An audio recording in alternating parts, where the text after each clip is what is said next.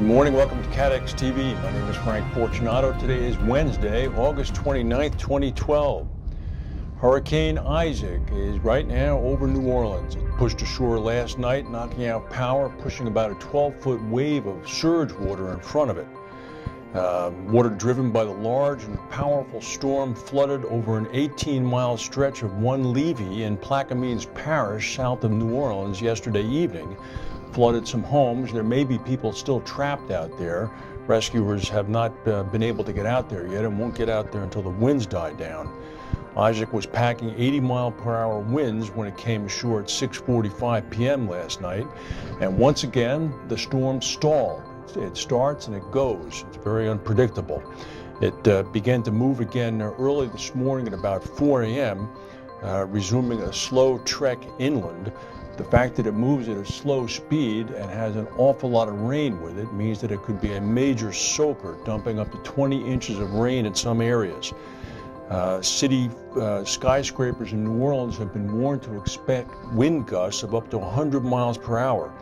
Power is already out to about 125,000 customers in the city and 250,000 customers in the New Orleans area alone. Energy companies along the Gulf Coast are bracing. A number of refineries have shut down, as well as a number of oil platforms. The Department of Energy estimates that about 12% of the Gulf Coast's refinery capacity has already gone offline. Hurricane Isaac is hitting an area that has about $480 billion of insured property. However, Risk Management Solutions says that they don't expect it's going to cause more than $2 billion in insured losses. It will have some salutary effects, however, as the storm begins to move north into farm states that have been suffering under a withering long-term drought. It will be expecting to drop about 6 inches of rain in some areas.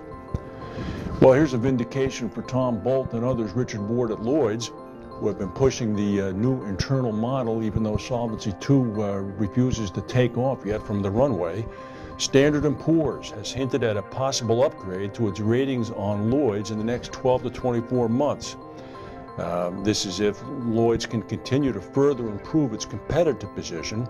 It revised the outlook on its A+ insurer financial strength rating to positive. You can't get much better than that. S&P said that the move reflected the Lloyd's market robust operating performance last year, even in the face of record losses. S&P praised progress at Lloyd's towards implementing the internal model, despite delays in other places in transitioning to the Solvency II regime. It said that Lloyd's competitive position is very strong. Well, here's a man who's out of touch with reality. Syrian's President Bashar Assad today did a TV interview in Damascus. He said that his forces need time to win the country's civil war. Obviously, these remarks are a sign that he's hunkering down for the long haul. He said, quote, "We are fighting a regional and global war, so time is needed to win it." He responded with a hearty laugh when told by the interviewer that rumors about his whereabouts often made rounds among Syrians.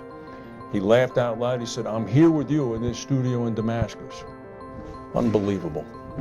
Yesterday, United Airlines, the biggest American carrier, was hit by a widespread computer network problem. Knocked out flights at hundreds of airports around the world and caused the institution of full ground stops at United's three big hubs in Newark, Houston, and San Francisco. The temporary network outage began about 3 p.m. Eastern Daylight Time yesterday. It took about 3 hours or so for United to be fully back operational. United said that its massive passenger reservation system called Shares completely shut down for 2 hours. United is looking into the problem. Also today, another airport incident. This is at Schiphol Airport in Holland, one of Europe's major hubs. Terminal C was evacuated today after workers unearthed a suspected World War II bomb near the passenger's main terminal. The suspected bomb was uncovered earlier today by workers digging trenches near the terminal to lay pipes.